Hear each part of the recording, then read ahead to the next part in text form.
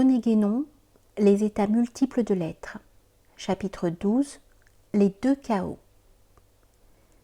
Parmi les distinctions qui, suivant ce que nous avons exposé dans le chapitre précédent, se fondent sur la considération d'une condition d'existence, une des plus importantes, et nous pourrions sans doute même dire la plus importante de toutes, est celle des états formels et des états informels, parce qu'elle n'est pas autre chose métaphysiquement qu'un des aspects de la distinction de l'individuel et de l'universel, ce dernier étant regardé comme comprenant à la fois la non-manifestation et la manifestation informelle, ainsi que nous l'avons expliqué ailleurs.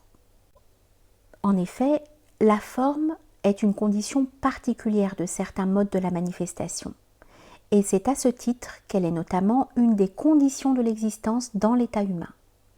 Mais en même temps, elle est proprement, d'une façon générale, le mode de limitation qui caractérise l'existence individuelle, qui peut lui servir en quelque sorte de définition. Il doit être bien entendu d'ailleurs que cette forme n'est pas nécessairement déterminée comme spatiale et temporelle, ainsi qu'elle l'est dans le cas spécial de la modalité humaine corporelle. Elle ne peut aucunement l'être dans les états non humains, qui ne sont pas soumis à l'espace et au temps, mais à de toute autre condition. Ainsi, la forme est une condition commune, non pas à tous les modes de la manifestation, mais du moins à tous ces modes individuels, qui se différencient entre eux par l'adjonction de telle ou telle autre condition plus particulière. Ce qui fait la nature propre de l'individu comme tel, c'est qu'il est revêtu d'une forme, et tout ce qui est de son domaine, comme la pensée individuelle dans l'homme, est également formel.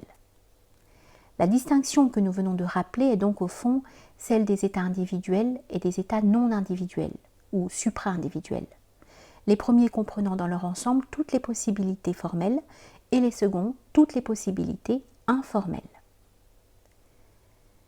L'ensemble des possibilités formelles et celui des possibilités informelles sont ce que les différentes doctrines traditionnelles symbolisent respectivement par les eaux inférieures et les eaux supérieures. Les eaux, d'une façon générale et au sens le plus étendu, représentent la possibilité, entendue comme la perfection passive, ou le principe plastique universel qui, dans l'être, avec un grand E, se détermine comme la substance, l'aspect potentiel de l'être. Dans ce dernier cas, il ne s'agit plus que de la totalité des possibilités de manifestation, les possibilités de non-manifestation étant au-delà de l'être. La surface des eaux, ou leur plan de séparation, que nous avons décrit ailleurs comme le plan de réflexion du rayon céleste, marque donc l'état dans lequel s'opère le passage de l'individuel à l'universel. Et le symbole bien connu de la marche sur les eaux figure l'affranchissement de la forme, ou la libération de la condition individuelle. L'être qui est parvenu à l'état correspondant pour lui à la surface des eaux, mais sans s'élever encore au-dessus de celle-ci, se trouve comme suspendu entre deux chaos, dans lesquels tout n'est d'abord que confusion et obscurité, tamas, jusqu'au moment où se produit l'illumination qui en détermine l'organisation harmonique dans le passage de la puissance à l'acte, et par laquelle s'opère, comme par le fiat lux cosmogonique, la hiérarchisation qui fera sortir l'ordre du chaos.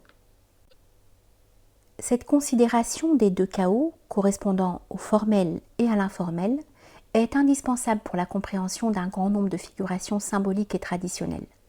C'est pourquoi nous avons tenu à la mentionner spécialement ici. Du reste, bien que nous ayons déjà traité cette question dans notre précédente étude, elle se rattachait trop directement à notre présent sujet pour qu'il nous fût possible de ne pas la rappeler au moins brièvement.